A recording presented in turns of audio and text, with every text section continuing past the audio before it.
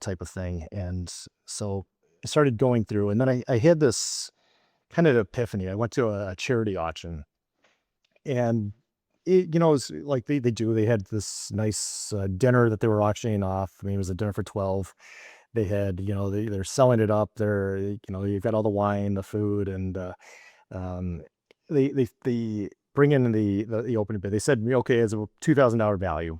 Okay, and they open at 2,000, but nobody's bidding, right? And so they start tracking it down. It goes, okay, 1,700, 1,600, 1,500. In the 1,500, start getting to some bids, and then you go 1,600, and then it starts going higher again, and it shoots right through that original opening of 2,000 and keeps going, and maybe they sell it for 3,000 at the end. And I thought that was so interesting. Why that nobody was willing to take that open, but then everybody got interested after they took it down.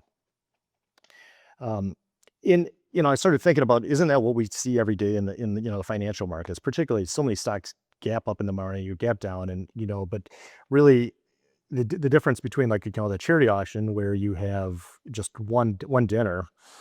In the financial markets, you have two simultaneous auctions running. You have a buyer's auction, right? What are they willing to start, bidding at, or feel comfortable trading at?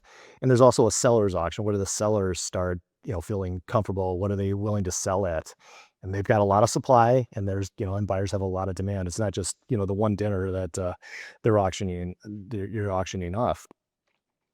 So, if to get kind of that example, if a price starts too high, there's no bid. So drops down to a comfort zone, right? That $1,500, and then people start feeling, oh, that seems kind of reasonable. And they start being able to trade in that environment. One bid, two, then somebody else joins in that level, and price starts going higher than the original. Then it goes up to, it starts stalling, right? It goes up to the next level where you're going to find, it starts stalling out, going once, going twice, and then maybe a bid comes in, but maybe it doesn't. And that's where the trade happens. But if it goes through that, somebody gets FOMO, and then they start just bidding whenever they, maybe the spouse is yelling, and the guy, the husband's here, start bidding, like, we really want this. And and somebody else is bidding at the other table, so they all start trying to up themselves, and then the process eventually keeps going until there's no more bids, and you have I guess, a trade. Similarly, you see the same thing in the seller's auction, right? If price starts too low, there's no sellers, and then you'll see this in the market in the opening, right? The price spikes down in the open, there's no bid, and then eventually there's no more. Nobody follows that price down, and so the buyers step up, and then price snaps back very quickly.